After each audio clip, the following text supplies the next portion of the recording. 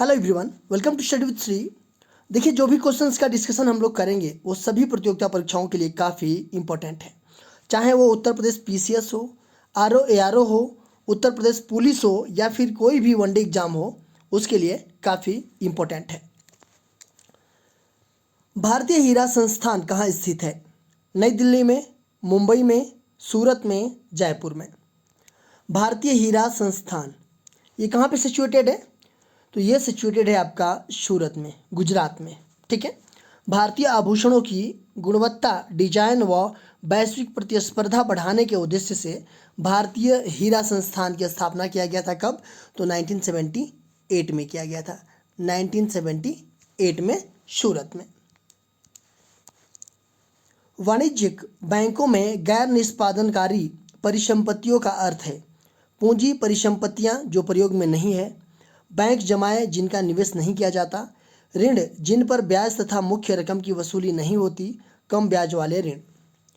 Question क्या कह रहा है कि वाणिज्यिक बैंकों में गैर निष्पादनकारी परिसंपत्तियों का क्या अर्थ है? तो इसका अर्थ है ऋण जिन पर ब्याज तथा मुख्य रकम की वसूली नहीं होती है।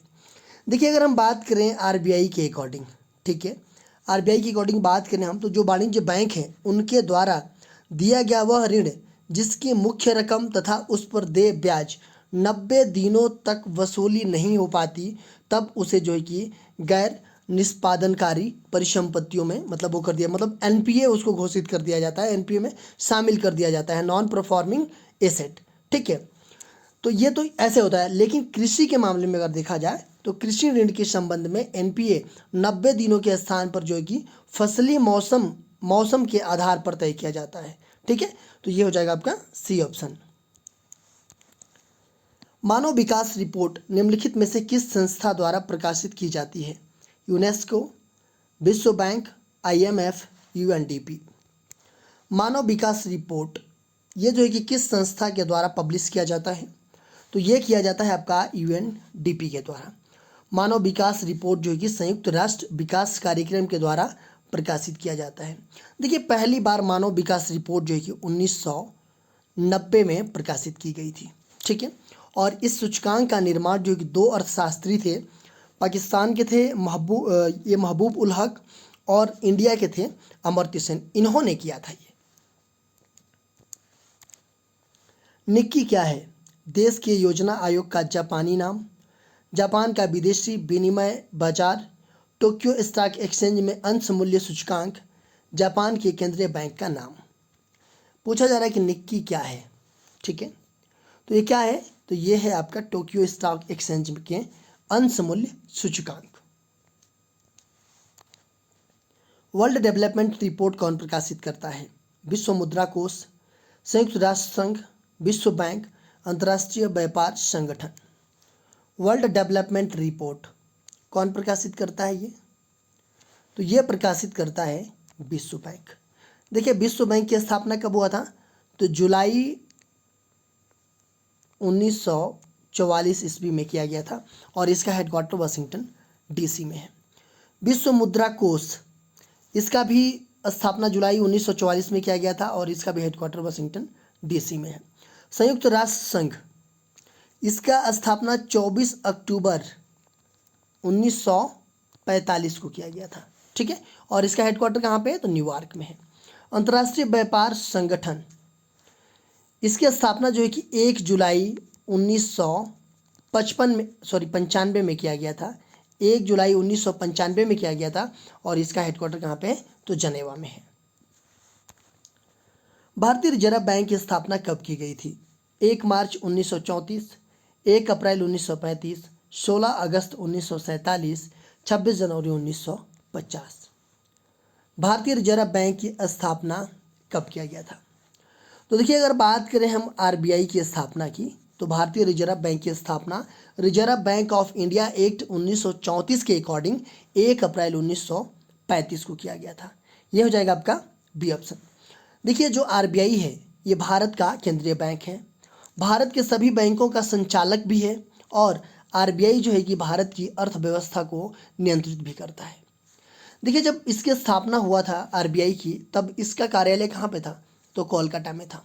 लेकिन 1937 में इसका कार्यालय जो है कि ट्रांसफ़र होकर के कहाँ हो गया, तो मुंबई में हो गया। ठीक है, पहले ये जो बैंक था ये निजी बैंक था और 1 जनवरी 1949 को इसका राष्ट्रीयकरण कर दिया गया और यह जो है कि भारत सरकार का एक उपक्रम बन गया। तो ये हो जाएगा आपका बी ऑप्शन। मंदड़िया एवं तेजड़िया शब्दावली किससे संबंधित है?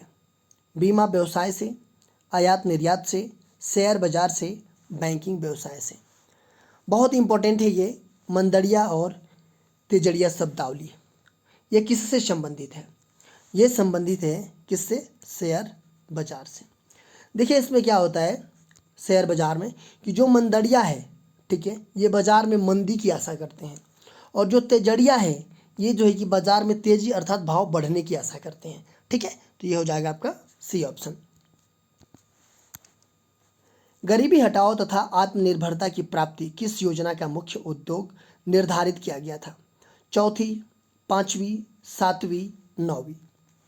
गरीबी हटाओ और आत्मनिर्भरता की प्राप्ति, ये किस योजना का मुख्य उद्देश्य जो है कि निर्धारित किया गया था? तो ये निर्धारित किया गया था 5वीं पंचवर्षीय योजना का। 5वीं पंचवर्षीय योजना का टाइम ड्यूरेशन जो था 1974 से लेकर के 79 तक। ठीक है, 1974 से लेकर के 79 तक था। ठीक है, इसका कार्यकाल, लेकिन ये जो है कि योजना 78 तक ही चली। क्यों 78 तक क्यों चली? क्योंकि 78 में जो है कि सरकार बदल गई, मतलब जनता सरकार की सरकार आ गई, तो इस पंचवर्षीय योजना को 1978 में ही बंद कर दिया। ठीक है, देखिए जो 5वीं पंचवर्षीय योजना थी इसके टाइम पे जो ये योजना थी 1974 में न्यूनतम आवश्यकता कार्यक्रम शुरू किया गया था। इसी के दौरान 2 अक्टूबर 1975 को क्षेत्रीय ग्रामीण बैंक की स्थापना की गई थी। इसी पंचवर्षीय योजना के दौरान 1977-78 में काम के बदले अनाज कार्यक्रम की शुरुआत की गई थी और 1977-78 में ही राजस्थान राज्य में अंत्योदय योजना की शुरुआत की गई थी। देखिए जो 5वीं पंचवर्षीय योजना थी ये जो है कि किस मॉडल पे आधारित थी? तो डीपी धर मॉडल पे आधारित थी। ठीक है, तो ये हो जाएगा आपका बी ऑप्शन। अंत्योदय कार्यक्रम का उद्देश्य क्या था? शहरी गरीबी में कमी करना, अनुसूचित जनजातियों के जीवन स्तर में सुधार करना, गरीबों की में सर्वाधिक गरीबी की मदद करना, अल्पसंख्यकों की उन्नत करना। अंत्योदय कार्यक्रम का उद्देश्य पूछा जा रहा है कि क्या था? तो इसका उद्देश्य ये था कि गरीबों में सर्वाधिक जो गरीब हैं उनकी मदद करना। ठीक है, और ये सबसे पहले जो है कि राजस्थान में शुरू किया गया था। ठीक है, अंत्योदय कार्यक्रम। कुटीर ज्योति योजना का संबंध है ग्रामीण क्षेत्रों में कुटीर उद्योगों को प्रोत्साहन देने से, ग्रामीण क्षेत्रों में बेरोजगारों को रोजगार देने से, ग्रामीण क्षेत्रों में गरीबी रेखा के नीचे जीवन यापन करने वाले परिवारों को विद्युत सुविधा उपलब्ध कराने से, उपरोक्त सभी। कुटीर ज्योति योजना इसका संबंध है किससे? तो इसका संबंध है कि ग्रामीण क्षेत्रों में गरीबी रेखा से नीचे जीवन यापन करने वाले परिवारों को विद्युत या सुविधा उपलब्ध कराने से। ठीक है, ये हो जाएगा आपका सी ऑप्शन। देखिए इस तरह के वीडियोज के लिए आप हमारे चैनल को सब्सक्राइब कर लीजिए। सब्सक्राइब करने के बाद से बेल आइकन को प्रेस कर लीजिए कि जब भी मेरी वीडियो आए तो आपको नोटिफिकेशन मिल जाए। मेरा दूसरा चैनल है श्री GS पॉइंट, इसको भी सब्सक्राइब कर लीजिए। फेसबुक पे मेरा पेज है स्टडी विद श्री के नाम से। इंस्टाग्राम पे हमारी आईडी है study with Shri 25 and Shri GS point. Telegram पे हमारा चैनल है स्टडी विद श्री। इन सब सारे का लिंक आपको डिस्क्रिप्शन में मिल जाएगा, वहाँ पे क्लिक करते आप यहाँ पे पहुँच जाएंगे। तो इन सब सारे जगहों से कनेक्ट हो जाइए, क्योंकि इन सब सारे जगहों पे स्टडी से रिलेटेड चीज़ें पोस्ट की जाती है जिससे आप लोगों को